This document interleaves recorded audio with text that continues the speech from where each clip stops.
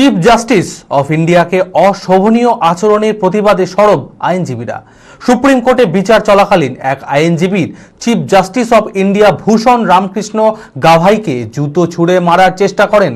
মঙ্গলবার বহরমপুর বার অ্যাসোসিয়েশনের সভাপতি আবু বক্কর সিদ্দিকী ও সহ সভাপতি আশরাফ হোসেন এই ঘটনার তীব্র নিন্দা জানান।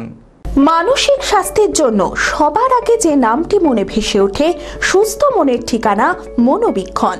যোগাযোগ নাম্বার 7477799513।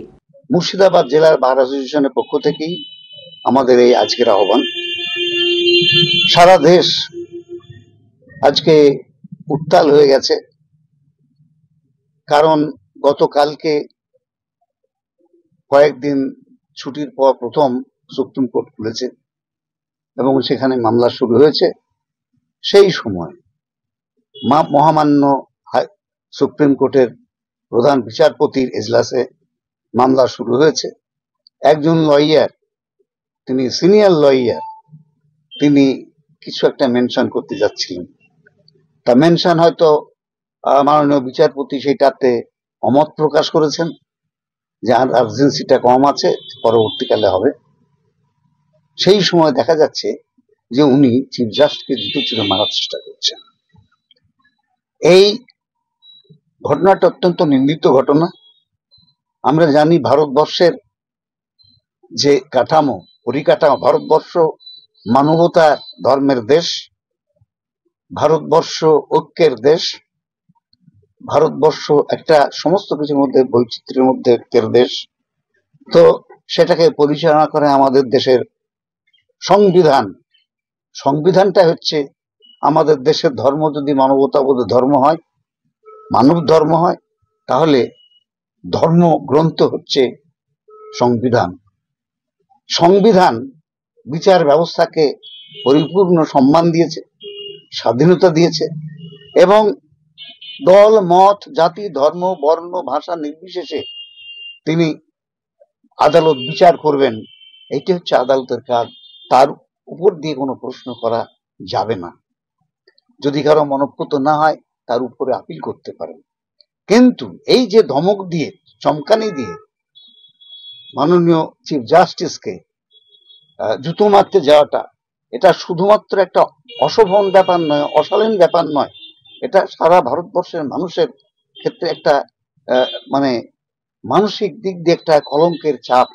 যে আমার দেশের যে প্রধান গণতন্ত্র রক্ষা করি, ভারতবর্ষের যে সাধারণ নাগরিকের যে মূল জায়গা, সেই জায়গাটাকে আজকে কোনো মানুষ যদি বিচারককে গালাগালি করে বা জুতো মেরে বা অপমান করে তার কাজটাকে হাসিল করতে চাইছেন, সেখানে বিচারপতিরা নিরপেক্ষভাবে কিভাবে বিচার করবে? এখানে কোনো মানুষের নিরপেক্ষভাবে বিচার করার ক্ষমতা থাকবে না। এইটাই যদি হয় তাহলে এটা অত্যন্ত দুঃখজনক। আমরা এই ঘটনার তীব্র নিন্দা করছি। আমরা পরবর্তীকালে যেটা সংবাদ মাধ্যমের কাছে জানতে পেরেছি, সেই ভদ্রলোকের নাম হচ্ছে রাকেশ কিশোর। উনি নাকি গেরুয়া পন্থী ইত্যাদি ইত্যাদি তার পরিচয় দিচ্ছেন। তো আমরা কে কি পন্থী আমাদের সেটা দেখবার জন্য নয়।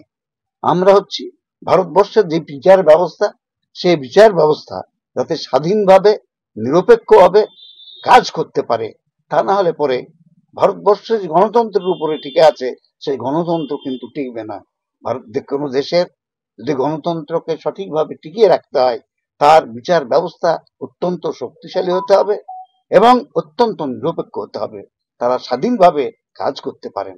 আজকে যে পরিস্থিতি দাঁড়িয়েছে, আমাদের দেশের মাননীয় প্রধানমন্ত্রী থেকে শুরু করে সমস্ত মানুষ এর নিন্দা প্রস্তাব নিয়ে এসছেন, নিন্দা করছেন।